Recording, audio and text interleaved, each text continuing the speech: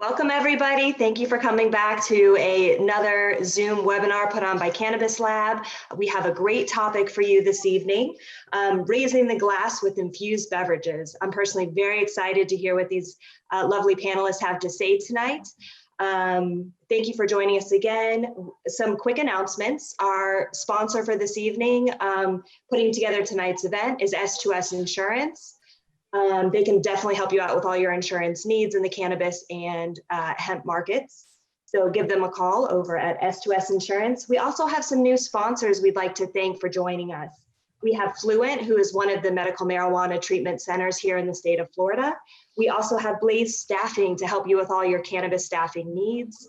And finally, Fisher Phillips Law Firm. They are a labor and employment law firm that is able to advise on all sorts of employment matters. So thank you very much. We appreciate your support. And at this time, I'd love to turn it over to Todd Rosales, who is with business development over at Springbig. He is our moderator this evening. He is also the host of Elevate Your Grind. It is a wonderful podcast.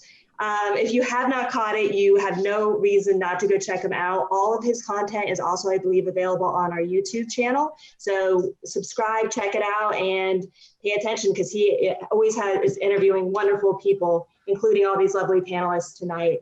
So Todd, with that, take it over. Thank you very much, Amanda. I appreciate that. Am I on mute? No, I'm not on mute. I'm talking, just not showing me for some reason. All right. Well, thank you, everybody, and thank you for your time. I actually want to bring in Stephanie from Cureleaf to just give us a quick announcement. So, Stephanie, if you want to unmute yourself. Got it. Thank you so much, Todd. Thank you for inviting me. I'm thrilled I can't wait to listen to this exciting panel. So just a quick word from Cureleaf. We're one of your medical marijuana treatment centers here in the state of Florida. And we have a new product called Nano Drops, which are a modern spin on your traditional tincture as they start working the minute they touch your tongue.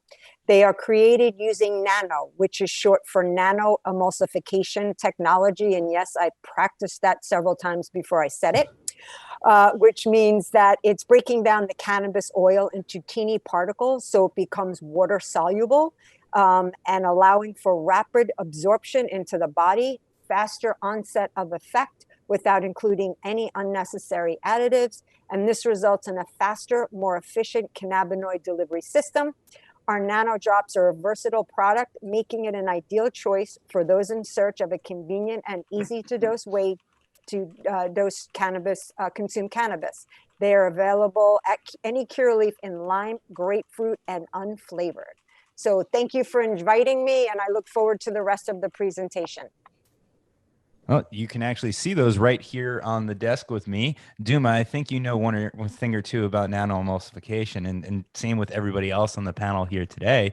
So, folks, this is a panel that I'm very excited about, at least to bring to C-Lab. We've actually done this panel before for the Emerge virtual conference, and I really enjoyed it so much. I wanted to bring everybody back to do it again, and we were able to add Eric Schnell as well, who didn't join us the first time, but is now with us.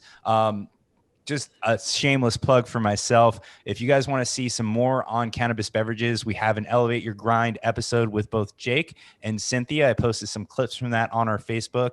Of course, we're going to have to grab Dooma and Eric for an episode, but that will be in the future. So look forward to that. YouTube.com/Elevate Your Grind. So today we're talking about infused beverages. Actually, if you guys caught the We Educate Wednesday that I did with Eric Stevens, he asked me, what is the one product that you've seen elsewhere that you would love to see in the state of Florida? The first thing I said, this is going to seem like a setup for tomorrow night's panel, but is beverages. I am intrigued by beverages. Obviously, I have my Cureleaf Nano Drops here, so I'm excited to try those.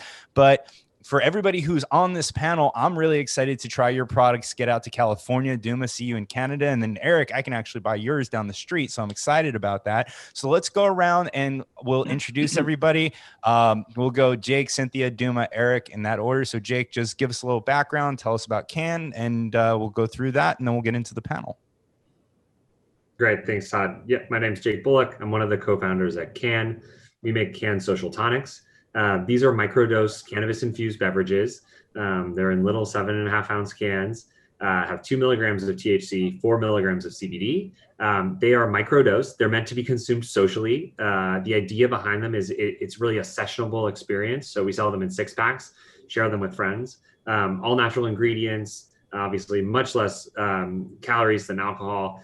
We really think an exciting product available in California where we launched, also now Nevada and in Rhode Island. Great, am I up next, I think? Okay, thank you, Jake. And I love Cann, I love all the products we actually have on here. My name is Cynthia Salarizadeh. I am the founder and president of the House of Saka. House of Saka is the first and currently only cannabis-infused beverage that is based on 100% Napa Valley grapes. We remove all of the alcohol and then we gently infuse it with an all-organic nano emulsification that we get from Vertosa. We love them. We have Saka Pink and Saka White. Saka Pink is based on Pinot Noir grapes. Our Saka White is based on Chardonnay. Our Saka Pink is 40 milligrams a bottle, so that breaks down to 5 glasses. That's about 8 milligrams per glass of THC, and then it's 1 milligram of CBD. And our Saka White is 30 milligrams, and like I said, that's a Chardonnay. So that breaks down to about 6 milligrams of THC and 1 milligram of CBD per glass, which is about 5 ounces. We're also compared to a regular glass of wine, which is between 140 and 160 calories. We have about a little under 14 or 16 calories, no sugar.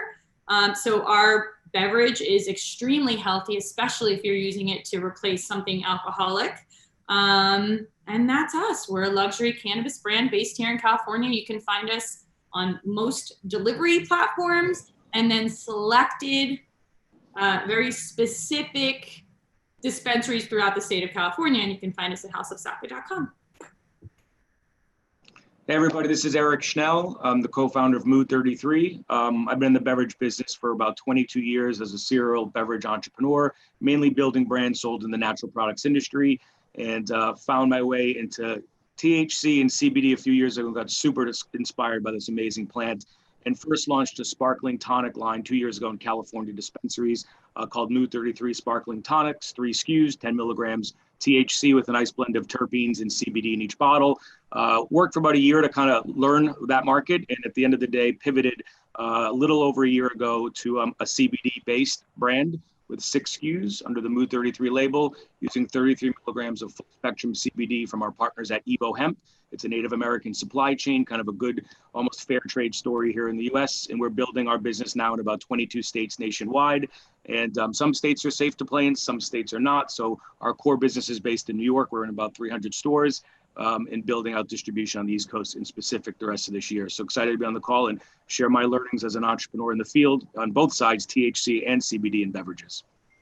I'm Dooma Wendschuh, and seeing the list of attendees here on this Zoom chat, there's a lot of people I know from this industry. I've been in this industry now since 2014, so a really long time. I've spent the past 4 years doing something completely crazy. At Province Brands of Canada, my teammates and I have developed a technology that enables us to take pretty much any type of cellulose plant material. So the wood in this chair right here, or this paper that happens to be on my desk, to take any type of cellulose plant material and convert that into a sugar. And then specifically, we've developed this technology to then ferment that sugar to create fermented beverages like beers. And you're probably wondering why we've spent the past 4 years doing this. Well, we did it because, I had this idea that there could be a better class of cannabis beverage. I thought that for cannabis beverages to really succeed, they needed to go beyond infusion, right? I mean, you could take anything and infuse it with a marijuana oil, a milkshake, a prune juice, soda pop, you name it, and eventually it will all be infused. What I was wondering back in those days was, could you actually make a beverage from cannabis? And in fact, you can. There's a lot of ways to do it. And it turns out that we probably chose the most difficult way to do it. But by developing this groundbreaking technology, we have created the world's first beverages that are actually brewed from cannabis. They're much lower calorie than a standard beer that you might buy that contains alcohol, or even a non-alcoholic beer, gluten-free. They have a fantastic intoxicating effect that comes from the phytocannabinoids that are native in the source material that we use. And you can feel good about yourself when you drink them because they are part of the circular economy. We're actually able to use parts of the cannabis plant that would otherwise end up in landfill as the starting material for making our beverages. So that's what we do. That's awesome. So thank you everybody for that. Really appreciate it. And so as all of your campaigns agreed, you have 2 minutes to decide on why you would be the best leader of, sorry, that's on later tonight. No, folks. So I kind of want to start out here and see if we can get a little bit of a discussion going. I want to focus on two things here: the idea of cannabis beverages and then the execution of it, right? And this kind of gets into your story, Eric. But so all of you on this panel here, you're all cannabis entrepreneurs, but you decided to take that one step further and come up with a new line of products that for most of the country and most of the world is a familiar form of consuming things like alcohol, or, as Eric, you educated me, plant-based medicine, right? In the form of a liquid or in the form of a drink. But it is not what the built-in consumer base of cannabis consumers are familiar with. Most people are familiar with smoking and concentrates and things like that. So for each of you, what gave you the desire to go one step further with cannabis and take it to the beverage level? Because from an idea standpoint, it sounds perfect, right? Most people are used to drinking. Jake, I've talked to you about this, in a social setting, having something in your hand, being able to consume it. But in reality, it's not something that had been in the cannabis market before. Cynthia, I'm going to start with you because I know that you're very passionate about this. So when I was asked to join the cannabis industry, I did a ton of research on everything you can imagine because it was quite a risk to go from what I was doing into a totally federally legal industry that didn't even exist at the time. So anyways, when I was doing all of my research, there was just one reoccurring theme that I kept coming across, and that was cannabis infused wine used in any sort of sacred ritual throughout all of the East, different religions, different ancient tribes. And I had said to myself that if I ever start a cannabis brand, it was just totally random, again, to myself while I'm researching, I would do a cannabis infused wine or beverage because it just seemed to be historically that, that was a method for consumption that seemed to go way back into ancient times. So it made sense. Why reinvent the wheel? It's a proven methodology. But I also worked with EBU, which technically is considered the first to have to invent the technology for the nano emulsification. So I actually helped them launch what was called Genesis, the very first nano emulsification or water soluble solution for beverages in the cannabis industry. So I knew when it was time. And then as I lived in California, as soon as Prop 64 passed, that was it for me. It was, I wanted at least one cannabis brand, and I knew it was going to be, cannabis infused wine. I wanted it to be Napa Valley. So I found the perfect business partner, and here we are. Excellent. Jake, let's go to you next. Let's stick with the American THC brands here. Yeah, definitely. It's an interesting question because, as you point out, there have been thousands of years of human history socializing around beverage. Cynthia mentioned a couple of specific rituals around it, right? That's sort of obvious to everybody. But then there's this question, which is sort of why hadn't beverage really became a thing? It wasn't sort of endemic to cannabis. And a lot of that has to do, I think, with the complexity of sort of, using food science to emulsify an oil source material into a liquid. And the technology has moved so fast, as you can see from all of the products, on this panel over the last couple of years. But really, we think a lot about the microdose part of that what's held back beverage in a lot of ways has been the strength of the beverages, the potency of them in terms of THC that we're seeing in the market. 2 years ago, it's come down, but they're still really potent beverages. And what's so valuable about beverage, I think, is the social applications of it. It's sharing it. It's having a number of them. If you think about other mild intoxicants that we consume, caffeine, alcohol, we consume them in beverages in a microdose. And so for us, the key was really, can we get the level of THC down low enough and test that reliably and demonstrate that and have a consistent experience, but do that in such a way so that you can have a number of these drinks in the course of one setting, just like you might a glass of wine or a beer. And that, I think, is what unlocks the sort of social potential of the category. Very cool. All right, Dooma, take us up to Canada. You have a few shots at this, and what you're doing, bringing it from the plant, is incredible. So what made you want to get into beverages? It was really simple. I guess I love cannabis. I have a lot of friends that love cannabis. And one of the things that I noticed was that people who really love cannabis talk a lot about the provenance of the cannabis, meaning, what strain is it? If it's an oil, how is it extracted? What kind of terpenes does it have?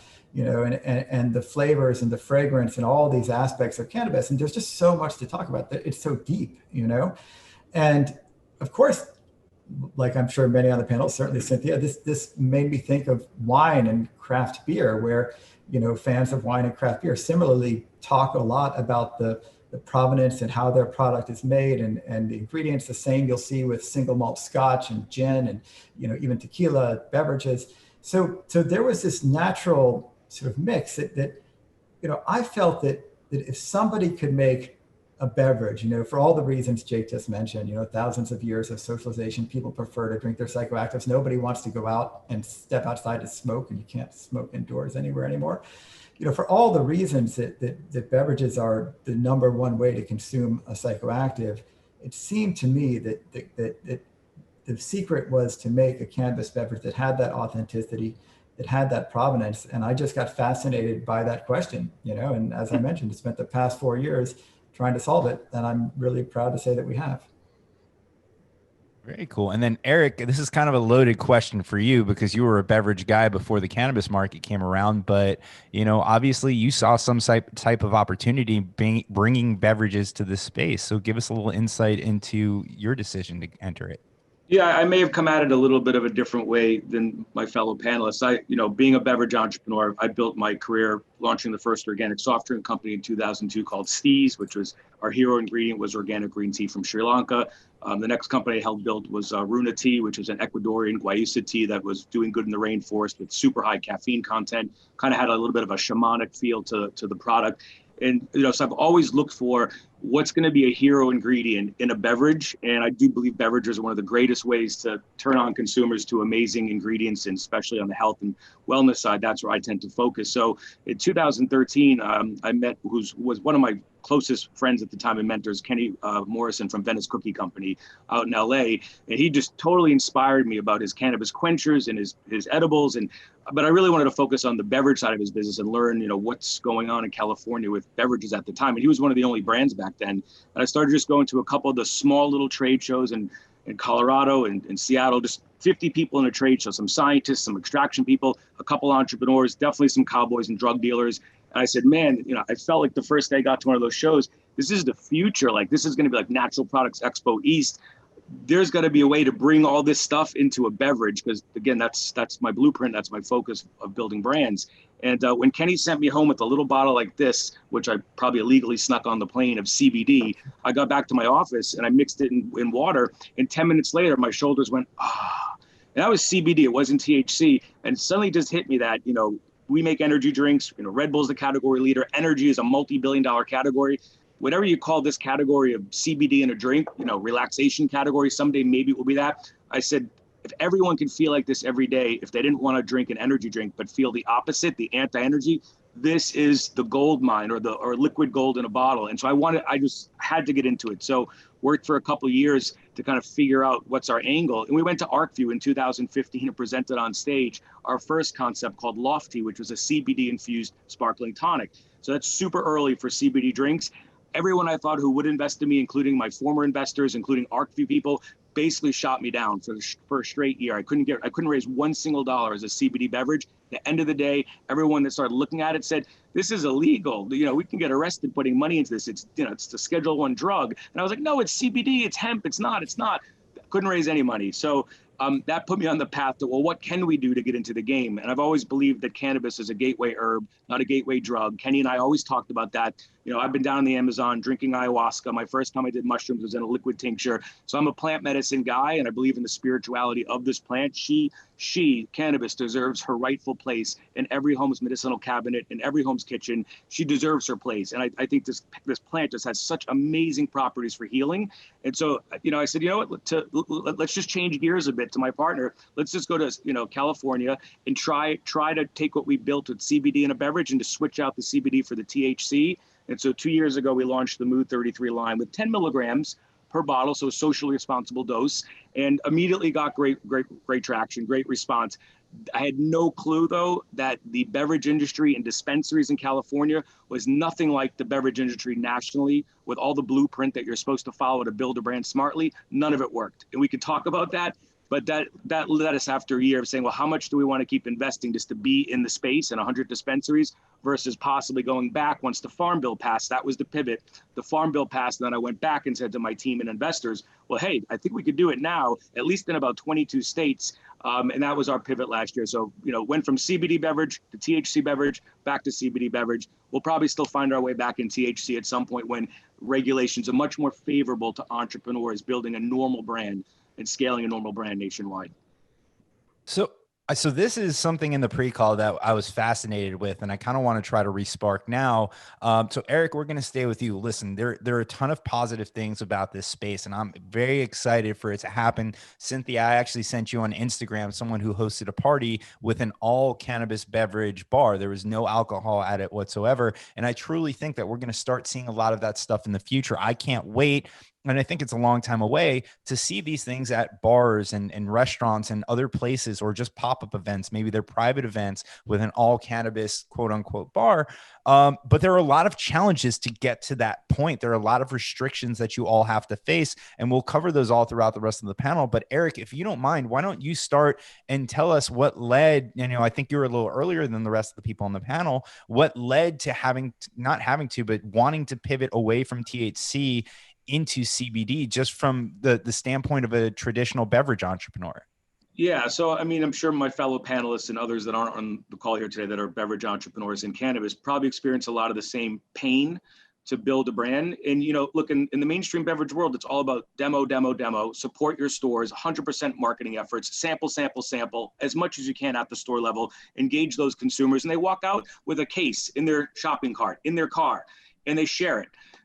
We thought that, innocently a couple of years ago, thought that was the playbook. We also thought we can advertise in social media and do a lot of the typical beverage marketing best practices to build a brand, both on social and at store level. None of that worked. In the first 90 days, we got shot down, obviously, on social media when we attempted to. And then we went into dispensaries and asked, well, can we pour? We didn't even realize we couldn't pour. So, a lot of the things that we had planned to build and execute in California, even though we had a good distributor and we had a good sales team and a brokered sales group that we worked with, we got dispensaries to pick us up, but there's certain acronyms in the beverage business that just don't change. It's got to be cold to be sold. People want to try a beverage for the first time, for the most part, out of a cooler. That's their experience, or at a demo table cold. Stack them high, watch them fly. That's another acronym in the beverage business. You go in supermarkets in the summer, there's huge case stacks. People walk out with 3 or 4 cases. It's all a volume game in beverage. So investors will spend a couple $1 million betting on a brand, expecting it's going to grow to 10 or 20 million. That's that whole premise of a mindset of raising money to build a beverage brand like we're supposed to do did not work for us. It may work for other people, but I think that the thing was, we got caught up in this is going back 3 years ago. What every analyst was predicting 3 years ago, that California is going to go from $1 billion to $3 billion when it goes recreational, and cannabis beverages are going to be the $60 billion category. We all were drinking the cannabis Kool-Aid.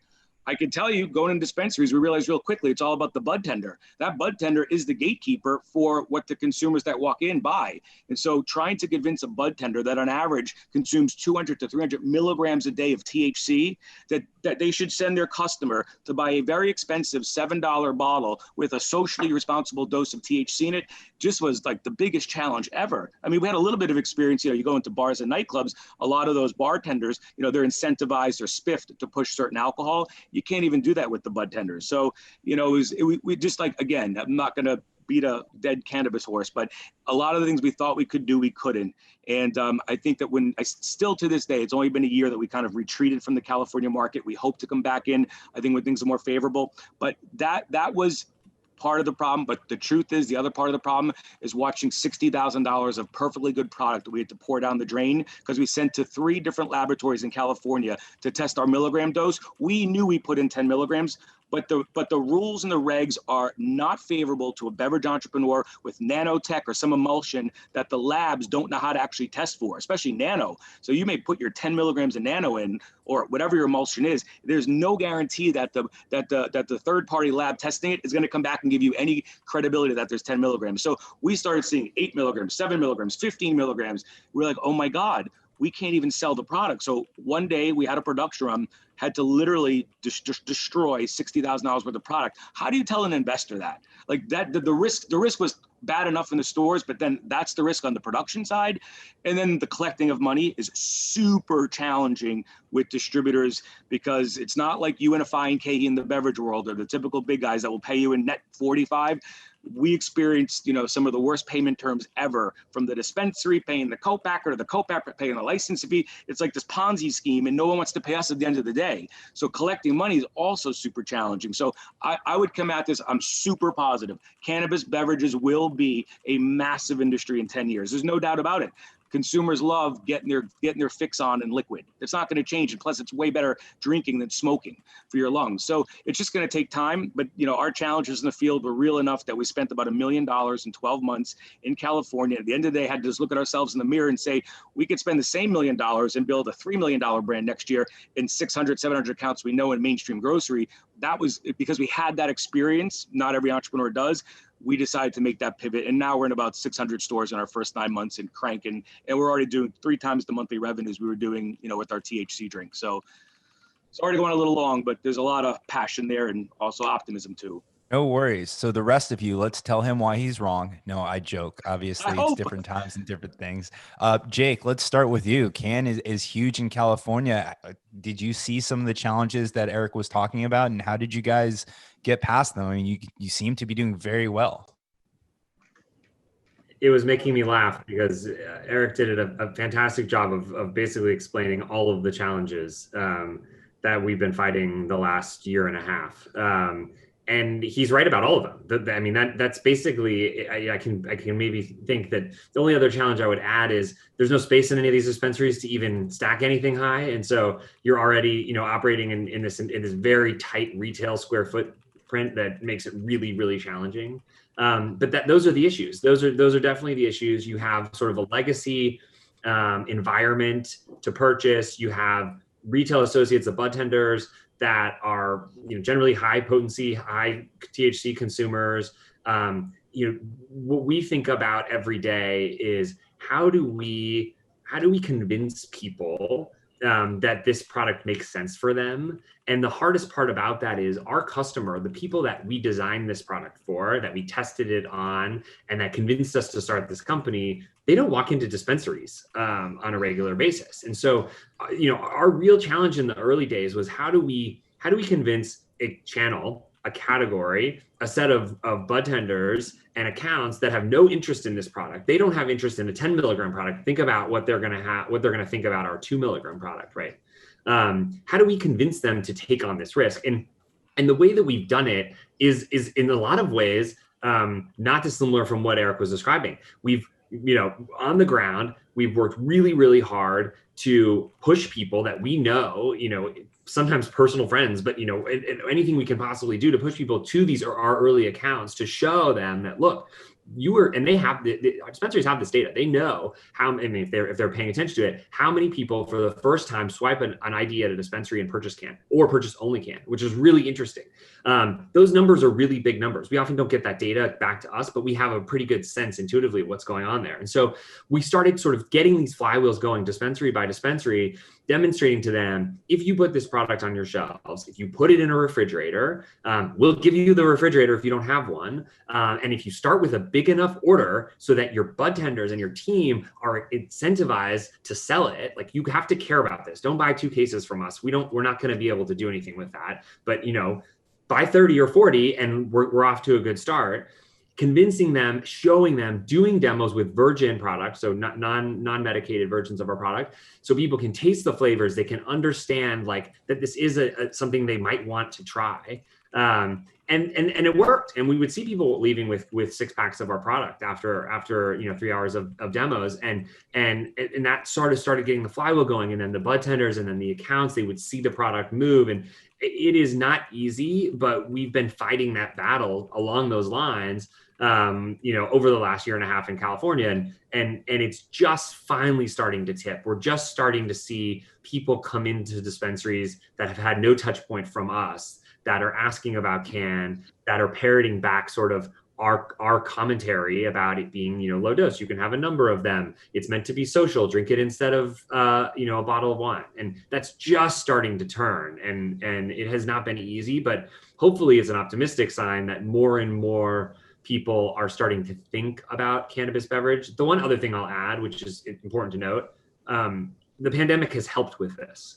Closing bars and restaurants in California has helped people think about how they socialize in their homes differently than they were before. After 21 days of drinking alcohol, people are saying, whoa, this isn't going to work for me. And they're trying cannabis. We've seen this trial. We've seen it on Ease, which is our largest account in California.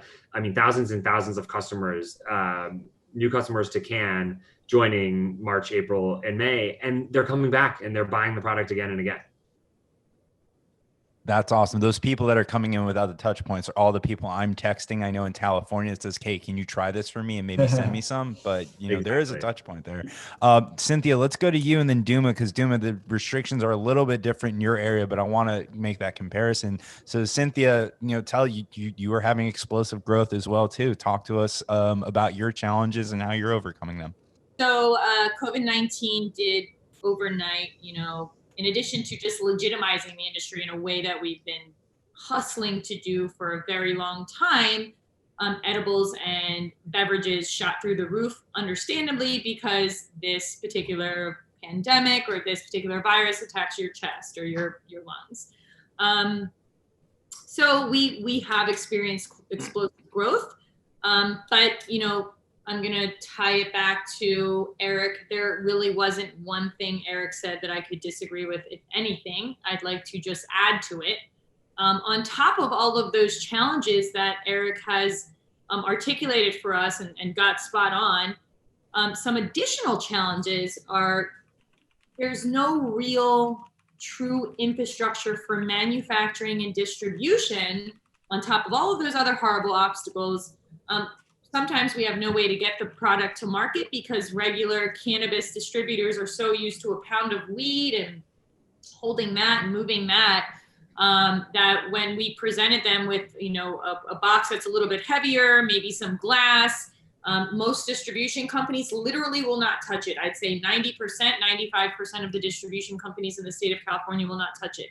In addition, we have one manufacturing facility that's supposed to handle all of the manufacturing for everybody. So now there's a few of us who have broken off and are now investing in partnerships or entire operations to just kind of sit over our own manufacturing and our own distribution. But it takes time to control that part of the supply chain and a ridiculous amount of money. And as my colleague mentioned, nobody wants to pay you. So it's a really interesting dynamic here in California. And, the way it's set up right now is killing every entrepreneur. The margins are so tiny. The regulations are so out of control. And then when you start getting into adding all of these pieces of, third-party distributors, and now the distributors got to pick up the money from the retail, but retail won't pay them. Then when they get it, they want to wait 60 days before they pay you. It is bizarre. It's incredibly difficult. Getting a cannabis-infused beverage to market is one of the most challenging projects I've ever worked on in my life. It's incredibly rewarding, but we face some of the most challenges, I believe, in the industry, without a doubt. And it'll be interesting to see which brands can hold strong and survive. But what I would say is that not everything necessarily has to be a volume play. Eric is, a beverage entrepreneur. Jake's pushing a ton of volume, and that's what works for their brands. For our brand, we're actually building a luxury brand. We know that eventually we might exit and a much larger entity can swoop in and kind of fix whatever issues we had in our supply chain and throw a ton of money, maybe build our own manufacturing facility, something like that. So we know eventually the brand can grow. We're just, I think most of these cannabis infused beverage brands are moving faster than the actual infrastructure is allowing. Outside of California, there's maybe one or two states that can realistically produce canned beverages and comfortably. So we don't have as many options to expand. However, our products, considering our base formula can be scalable anywhere, it is one of the most scalable cannabis categories and brands. We just have to wait for the infrastructure to catch up with each state, and then we can kind of go a little bigger. But I have to say everything that Eric said is real. And for most of us, we can't necessarily just change our entire business plan and shift over like he was fortunate enough to do. We're just going to be slugging it out and see what happens. Well, I'm excited to see what happens. I think everything's going to be good. And then Dooma, you are in a country where it is federally legal, so you would think that you wouldn't face a lot of these challenges. But if I remember correctly from our discussion, a lot of these apply to you up in Canada as well, too. Oh, yeah. All we have are challenges. But if this were easy, everyone would be doing it. And I think, whether you're in the United States or in Canada, the beverage business and the cannabis space, it is a war of attrition. It's the last man or woman standing who's going to win at the end of the day. I mean, most people can't make it through this. It is not easy. It's certainly not easy up here in Canada. But, in general, I still do feel badly for my brothers and sisters running their cannabis beverage companies in the United States, because they face a lot of challenges. We all face a lot of challenges, but in the United States, you face challenges that we just don't have in Canada. For example, you can't ship across state lines. There's a lot of restrictions in certain states on marketing that aren't the same in other states. And, product consistency is a challenge if you want to launch in more than one state. I mean, it's really hard. Now, here in Canada, we have a lot of challenges, a lot of those same challenges that are in the USA, but we have unique opportunities. Beverages are the fastest growing category in the Canadian cannabis market. Why? Well, I'd like to say that's because there's great beverages, but really it's because there's a lot of money going in behind beverages in Canada, right? We have AB InBev, we have Molson Coors, we have Moosehead and Constellation Brands all launching cannabis beverages. And when you have powerhouses like that, it pretty much guarantees that every dispensary is going to have a refrigerator. So if it's sold, it can be cold. If it's cold, it can be sold, whatever Eric said. That's really important. And that's in the United States. You may not have fridges in a lot of dispensaries. It's hard to sell a warm product, right? We have these big companies making sure that the bud tenders understand what the beverage category is and why it matters. But when it comes to marketing, we have restrictions that are probably beyond what many states have. And you might look at that and be like, that's really bad. How are you going to sell anything? It's actually an amazing opportunity. And I'll explain why. In Canada, we're not allowed to do any kind of paid advertising for marijuana or marijuana beverages. It's just, you can't do that. But what does that mean? It's kind of like the great equalizer, right? That means that these big companies like AB InBev and Molson Coors, they don't have the same advantages that they would have in a normal space, right? If I was launching a beer against AB InBev, they'd run me out of business, and they can't use their brands, right? So they can't call their cannabis beverage Budweiser or Coors. That's not allowed either. And so, it's like this dark market here in Canada, and you might think that it's bad, but it's, the Nordics are dark markets for alcohol. And believe me, they sell a lot of alcohol in the Nordic countries in Europe, right? So historically, we've seen through the alcohol business that being a dark market doesn't impact sales at all. What it means is that to succeed, you just have to be a bit more creative, right? And if there's one thing that we're not lacking at Province Brands, it's creativity. And so we have a great opportunity. It's a very level playing field against these big companies up here. Awesome. Well, thank you everybody for that response. I mean, it's incredible the challenges that you have to face as cannabis entrepreneurs, and then additionally as cannabis beverage entrepreneurs. And so to the point here, and we're all seem to be using Eric's sayings here. So thank you for educating us on those. If you can't use the best practices, if it's cold, it's sold, and stack it high, watch them fly. What are some of the best practices as a cannabis beverage entrepreneur that have been working for you? Dooma, we can start with you in just a second, because you said that in Canada you can't do paid marketing. Here in the United States, paid marketing is a little bit restricted, right? They can do some outdoor media, text. You can't really do Facebook. You can't do Instagram. You can't do Google ads, right? Jake, you and your team have done a phenomenal job at social media. Eric, even you being a CBD brand, you have the same restrictions as most cannabis companies. So Dooma, let's start with you in Canada. Being you can't do any paid media, what are some of the best practices you've gotten to get your product in front of people, or at least get your brand and name out there? Well, Eric, I think you should write a book, because I'm going to quote you again. But we got more, by the way. We'll save it for the next panel. When you spoke previously, you said that it's all about the bud tender, right? And at the end of the day, in Canada and also in the United States, and it's not just for cannabis beverages, it's for any type of cannabis product, it's all about the bud tender. This is an industry where the products, most of them no one had heard of them, 3, 4, 5 years ago. Cannabis wasn't even legal, right? So the vast majority of the consumers who walk into that store, they probably haven't seen a lot of advertising. Even if the advertising is legal in the United States and Canada, you can guarantee they haven't seen any advertising. They probably haven't heard of any of the brands on the shelves, right? And so they are going to turn to the bud tender. And if the bud tender likes what you're selling, you'll be fine, And so best practices is have a reason to speak, and at Province Brands, we have that. I mean, our whole business was built around having a reason to speak. We're the only product in the world that's actually brewed from the cannabis plant. We're, a product that just has 4 ingredients: cannabis, hops, water, and yeast. We're a product that is lower calorie, lower carb, substantially lower carbon emissions, better for the environment. All of those things are things that the bud tender can talk about when the consumer walks in. And they're also things that we, the team members at Province Brands, can talk about in the media, right? And that's the other secret weapon that we have in the cannabis industry, is use the media to your advantage, right? Especially when you can't advertise. If you can get that earned media, and Cynthia knows all about that, she used to be in publicity for so long. If you can use the media to your advantage, that's your advertising budget. So hire the best publicist you can, figure out how to say smart things when the camera's on, and that's how you spread the word about your cannabis product. It's a different world. It has different rules. And as soon as you stop complaining about how the old rules don't work and start embracing the new rules, you'll do just fine. So Cynthia, being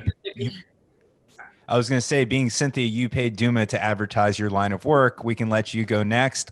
Clearly, you have no shortage of connections in the media, including everybody's favorite podcast host.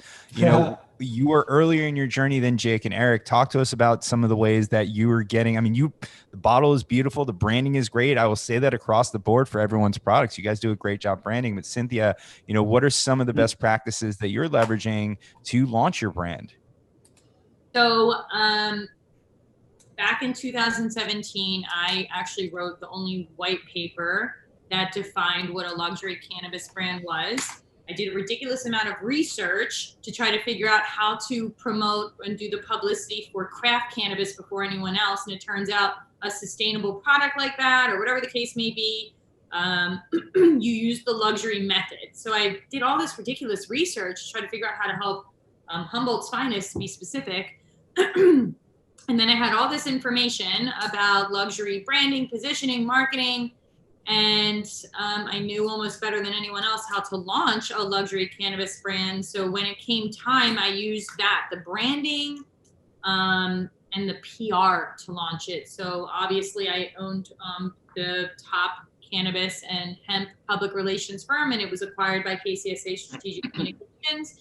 And I kind of partnered up with Mattio Communications. But Dooma is actually, she represents, I think, most of us. So I am one of the most influential publicists in the cannabis industry. However, I also have Mattio Communications by my side. I also work with GVN Communications, but Mattio handles our PR, and then I come in from behind because that is our marketing strategy, is media. That is the only way we can really do it. We have found a few small outlets and tricks that we can buy some advertising with, like sort of whatever, like holiday guides and such, but it's all PR. So of course, you know, we in addition to my own PR efforts, like I said, Mattio Communications, and that's how we do it. And we think we do a pretty good job with that. And if you look in the media, you're going to see Mood 33, you're going to see Cann, you're going to see House of Saka, and that's because we're all sitting under Rosie's umbrella, but that's the key. And now we're going to pull Dooma into us as well, and we'll kind of go from there. Beautiful. Well, she is certainly, to say the least. Rosie is certainly a great pipeline of guests for my show, so I'm glad that you guys all are with her. So Jake, you guys do an amazing job on social media, probably one of the biggest organic audiences that I've seen for a cannabis company. I love the themes that you guys do. You know, beyond, I get into the social media and some of the other great things that you're doing. You were one of the first people to mention the bud tender education, and I imagine there's got to be more to it than just educating bud tenders, because there are other people that are fighting for that brain real estate in the bud tender as well too. So I imagine it's part of it is getting the whole dispensary or company on board, but just give us a little bit more insight to how you guys are doing so well. Yeah, it's a good question. You know, we, in the early days, we were thinking about all of the restrictions that we could and couldn't do. We learned very quickly that the highest ROI marketing dollars were spent at the point of sale. So it's still, for us, especially being at that microdose level, our biggest challenge is how do you sell a product to a dispensary customer base of which maybe 10, 15, maybe at some point will be 20% actually care and want something in the microdose range. And you can't go out to people on the street and meet them where they are because of all the restrictions. And even if you could find a way to do something creative with outdoor or events or whatever, that person is never going to go just casually walking down the liquor aisle or the grocery aisle and see your brand again, right? And so it's not very valuable marketing spend out in the world. And so we've concentrated it all at the point of sale. And so this is, it's marketing, promotion, it's merchandising. If you don't have a fridge, we'll give you a free Cann branded fridge. You can use it for other beverages. Just put us at the top. You know, basic things like that. They're expensive, they're hard to do, but they're helping us have that conversation. I mean, our goal in approaching accounts is really, how do we make this successful for you? Like, we don't want to put a bunch of beverages in your back room that never sell. We want you to make a ton of money on the microdose beverages. So not only will you stock Cann, but you'll stock a bunch of others, and we can create a category of which there'll be many winners. And we're so far from that. I mean, we're trying to get people to just believe in the story that this is an alcohol replacement, and half of your customers that, you know, will want to see this. Or for some, it's how do you bring in that new wave of mainstream consumers, right? So we talked about COVID. We talked a little bit about concerns around lungs, concerns around high potency products. You know, for dispensaries and for the cannabis industry to hit the kind of lofty revenue expectations that everyone has been projecting, and the billions and billions of dollars in market size, you're going to need a lot of these just mainstream people. And most of them don't consume cannabis today. They consume alcohol. And so how do you have that conversation? And bud tenders get that. Like, it takes work. It takes time. It helps if they have a really big order so that the whole account is aligned on selling it. But they're professionals, and they want to help customers get the best products in their store. And so you just have to help them understand, you know, what are those ideal Cann consumers. It's first timers. It's people that complain about having a bad experience. It's someone that you would otherwise have taken to a low-dose edible. Bring them to a beverage. They have the heuristics already around alcohol, so they know, you know, what it is. It's an easier sell. We think a lot about those types of things. And then you mentioned social. That matters a lot to us. It is the brand. It is one of the larger organic followings. It's also highly, highly engaged, which we still can't really figure out how it's so high, but people love the stuff that we're doing. And I think the point I'll make there is we do it in-house. My co-founder, Luke, and myself see every single thing. We are in those meetings. We spend hours and hours sort of over the smallest little details that you think like, this is not how we should be spending our time, but it matters because it is the single way we communicate to and activate our customer. All right, before we move on to Eric, A, thank you for liking my stories now that I know that you're behind the social media. And then B, would you have some celebrities promoting your product too? And it's Gwyneth Paltrow and Chelsea Handler, I think, or one of them? Or I'm completely off. Absolutely wild. To go back to the whole PR thing, we are trying so hard to pitch stories, and like the fact that we're only available in a couple states makes it really difficult, and one of those states not being New York. But we have heard. I mean, this product is being consumed by crazy number of Hollywood A-list celebrities, musicians, athletes. And we see and hear it all the time. Things get back to us, pictures, messages, obviously all private, but it's a running joke that like no one can find Cann. It's being sold out and there's all this frustration. And so finally you're starting to see a couple folks come forward, which is really cool. Gwyneth Paltrow included us in her Goop favorites, which was fantastic to see. And Chelsea Handler, also loves it and is a perfect kind of ambassador to the brand because she had a very long history with alcohol and has sort of found cannabis and is really an authority, I think, on cannabis in a lot of ways to a lot of people. So we were super excited to hear and see that she loves the product.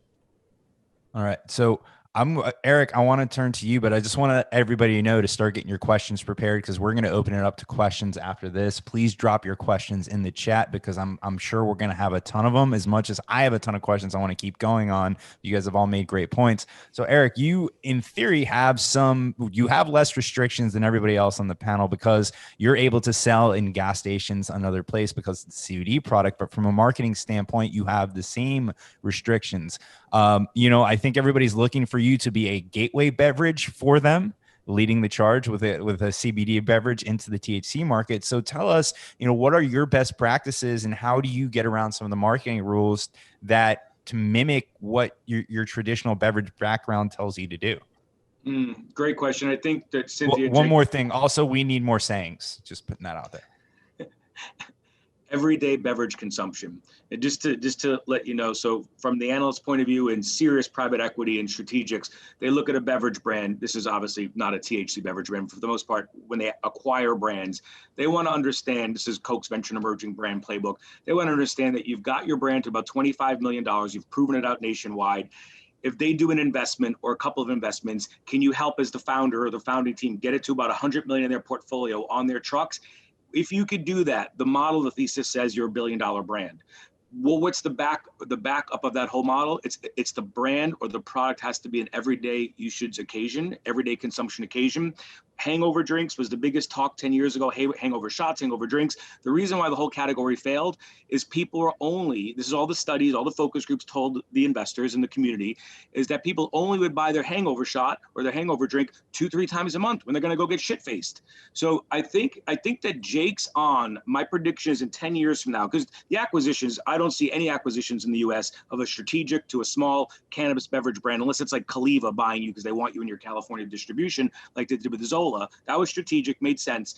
But I think you look 10 years from now, it's the low dose brands, the 2-3 milligram low dose, where you can take that every day, just like the hard kombucha sold in Whole Foods markets now with 4% alcohol. It's very friendly. Maybe have one at lunch. You don't get too screwed up at work. I think Jake is the future. And 10 years ago, Kenny Morrison told me at Cannabis Quenchers, I got 100 milligrams in my bottle. We're the most powerful, THC infused drink in California. And I said, Kenny, who the heck would drink 100 milligrams? He's like, no. You have to take 8 capfuls. I said, well, that's not a beverage. That's a drug or a supplement. No one's going to drink 8 capfuls. And what if they drink the whole thing? So I think years ago, that was the way it was sold because the consumers walking dispensaries wanted to get super high. But I think the future is micro dosing. I'd put my bet on brands like Cann, and my bet is in 10 years when this is, and hopefully tonight's, debate will lead to whoever's supposed to win that will deregulate and be friendly to cannabis nationwide. But you could see a future where in every single Starbucks, you got low dose, every single Whole Foods, low dose. And that's when I think the acquisitions will happen. So again, everyday usage occasion, you got to have your product be consumed a few times a week, not just once a month when you want to get stoned or get high. So that's a best practice. The other best practice just for me is, and I know that I'm thankful there's a lot of Matteo fans here, but truthfully, what can we really do? It's following what Cynthia said. We've done a huge PR push the past year. I've keynoted as many cannabis and beverage shows as I can. We sponsor as many shows as I can. We go to MJ BizCon last year in December. The year before, we couldn't even sneak our THC drinks on the show floor. We had our booth front and center and gave out 30,000 bottles over the whole show. Now, we couldn't do that with THC. So all of a sudden, everybody that's at that show, 20, 30, 40,000 people, they're all consumers. And even at every beverage conference and every cannabis conference, everybody in the audience is a consumer of THC or CBD. That's why they're there. So we're just using the trade smartly, using PR smartly. We sent out 500, personalized sample kits to people's homes this year, people meaning media. And so that's how we're doing it until things get better for us. We can sample, fortunately, our stuff in stores, but COVID put a damper on that before the spring even took off. So all the plans we had to demo, massively this summer in New York City, all were scrapped, but we'll come back next year doing that. So for now, I think we're all kind of just navigating weird waters that unfortunately our government forces us to play in. So I actually just want to, before we get started with the Q&A, our sampling. So on top of everything else, we know as a beverage, we have got to have our consumers taste it because everybody's been so burnt with the concept of these old beverages that were really heavy in sugar. They tasted like bong water. I can see why somebody would be hesitant to go ahead and try something new. So without events, it's terrible. In fact, if I'm not mistaken, Eric, what I did is in the past in the time of MJ Biz Dailies, I would rent a mansion and then we could hide all of our brands. The mansion. We did. I think we both, at my mansion, we had Mood 33 the whole time. That's where we introduced House of Saka. But once all these events stopped, we have been incredibly crippled in what we can do. And I've tried different digital campaigns. We've tried everything you can imagine. And especially with our product where it's not a single serve. Without single serves, we essentially have no way of being able to sample anything, even if we can absorb the cost on site at a dispensary. That's been incredibly difficult for us. And the regulations have got to change with sampling and the cost behind sampling because it's literally killing the category. But until they do change, right? And I think, I think sampling is amazing, but I think, what sampling is just trying to show people that you have a good product, right? And at the end of the day, walk into like a grocery store, there's a million beverages on the shelf. Walk into a liquor store, there's a million different types of liquor on the shelf. Walk into a dispensary, there's 4, 10 maybe max different types of beverages on the shelf. So the chances are that eventually the beverage consumer is going to try your product, right?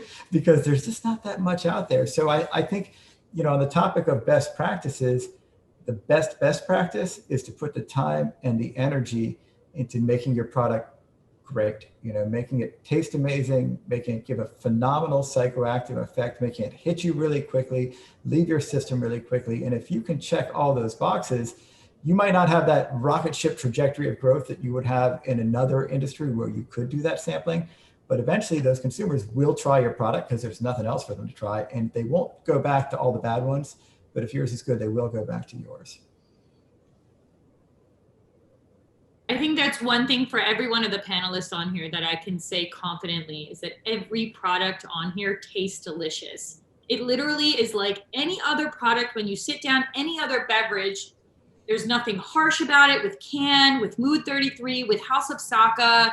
And I haven't tasted Province Brands yet, but we sent you some bottles, but you haven't got them yet? I haven't gotten them yet. I don't know where. There's an acronym. There's a true acronym. It's called the Gulpability Factor. And that's what flavor chemists and also folks in the beverage and how gulpable is your beverage. You almost want to be able to hot day gulp it down. It's got to be juicy. I mean, I'm talking about more stuff like herbal and tea, but gulpability factor is one we talk about a lot. I think we all have that. And I'm not kidding when I say that. You guys are the brands that I have on my shelf, and including Artet. That's another one I'm a huge favorite of or fan of, even though that's more of like a liqueur. But yeah, it's all about the flavor. If you have a delicious product, someone will come back for seconds. And that's what I'm confident in this entire panel.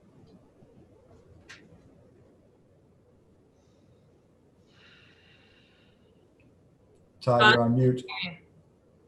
The moderator's on mute. Yeah. I've been using the space bar to unmute myself temporarily, and that was the first time it didn't work.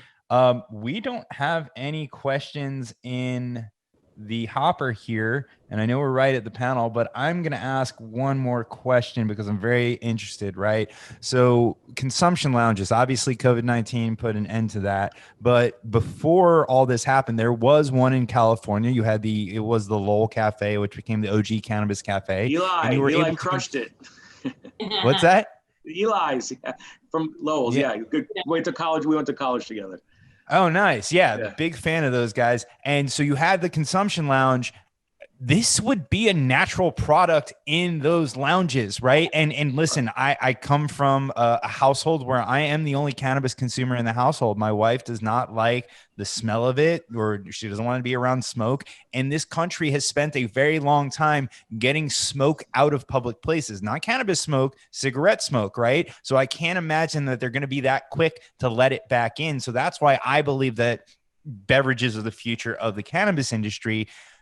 How close are we, or are there any scenarios where you all would be able to have your beverages in a consumption lounge or even available for private events? Or does that have to go with the dispensaries? Can I just say one thing? Cannabis beverages are the future of the alcohol industry. And those are the acquirers, not Coke and Pepsi. Those are the acquirers, because we're going to tear into their market share like nut milks tore into dairy. Same thing's going to happen. And my only experience, which was the best experience, is 2.5 years ago. My friend Akasha, she owns a restaurant called Akasha in Culver City. She let us throw our private party. We curated 100 people to come in, and all we served was our cannabis beverages, no alcohol. Within 2 hours, seeing it hit and the effect take place, the night was such a different energy than an alcohol bar. Happy, smiling, no one drunk and acting stupid, conversations that were real and deep. Just, I could tell you that night was one of the most magical nights to watch 100 people on cannabis drinks versus alcohol, and just the way they left, and they left the party. Just the energy around cannabis in you is so more high vibrational than alcohol. Nothing wrong with alcohol, it has its place too, but that's why this industry is going to rival the alcohol industry in a decade when it's able to be consumed in lounges everywhere. If it wasn't for the pandemic, I believe the consumption lounges were what was going to push us forward. Luckily for us, we didn't completely die out as a category when the pandemic hit. If anything, it provided the boost that I think we would have had almost anyway with the consumption lounges throughout West Hollywood, the rest of California, and then Nevada was the target. There'll come a time in the next year, it's probably not going to be for another 6 to 12 months. But once those consumption lounges do get going, it really is going to just come down to, beverages and edibles, because nobody wants to be around smoke in a public place. It just is. An OG Cannabis Cafe, if they just would have hired one person that ever worked in a restaurant for the rest of their life, then it probably would have been just a little bit better of an experience. But it was a great way for us to open up, figure out the kinks, and see, exactly what the future is. And as I would like to support the rest of the panels in saying, I definitely think it will be the future of cannabis without a doubt, or I wouldn't be in this category. But it will be the consumption lounges that eventually kind of dictate that. And I do think they're going to remove smoke from that equation fairly quickly. Consumption lounges. Yeah. I always have something to say. The consumption lounges are like the intermediate step, right? The future is serving this in every bar, restaurant, hotel, airplane, cruise ship, everywhere on the planet. And it's going to go there. The question is, how long is it going to take to get there? In Canada, the law says you cannot serve alcohol and cannabis in the same establishment, right? That's legal. But it's not illegal to serve food and cannabis in the same establishment. Now, right now, you can't serve cannabis in a public place, to anyone, but that will probably change. But in the meantime, there's nothing against having a sort of a members only club like the SakaHouse. These are becoming very popular, where you serve food and you serve cannabis. And this is beginning to happen across Canada. These sort of membership restaurants, lounges, clubs. And, this is a very easy decision for the entrepreneur running that establishment to make, right? Do I want to serve alcohol, which is what, $7, $8 a drink and a cheeseburger? Or do I want to serve cannabis, which is probably $12, $15 a drink? And guess what? They'll buy 2 cheeseburgers. It's awesome. Jake, you're the last one on here. Are there any consumption lounge conversations you can tell us about, or is that all top secret? Just that I agree. I think they're coming. It's going to be a huge moment. And I agree with Dooma. I think really we need license types that allow, that are able to be held alongside alcohol license. And I think our view is that that's going to happen. And when it does happen, it's going to be under a certain milligram THC. And I'm not sure if that's 5 or 3, but it's probably not 10. And so, when we think about what really unlocks the potential for on-site alcohol and cannabis consumption, it's going to be the microdose products. Very cool. Well, thank you all. We don't have any questions. You guys did all an amazing job in educating us on cannabis beverages. I know I'm excited if our state of Florida ever allows us, but as soon as restrictions are somewhat lifted, I can't wait to get out to the West Coast, try all your products. Eric, I'm going to find yours locally here in Florida, and Dooma, I need to get up to Canada eventually. So thank you all for your time. If anybody wants to see more of them, we have Cynthia and Jake on our Elevate Your Grind library, youtube.com/Elevate Your Grind. Dooma, Eric, I'm going to be reaching out to you guys for episodes, so hopefully we'll get more of you guys soon. Thank you again. Everybody have a great night. Tune in facebook.com/Canna-Business Group next week. We've got Dan Berman and Paul Rosen on the show. So, and then next month, we're going to have a panel on industrial hemp. I don't have the date on that yet, but join clab.com for more of that information. Thank you, everybody, and have a great night. Thank you. Namaste. Everyone.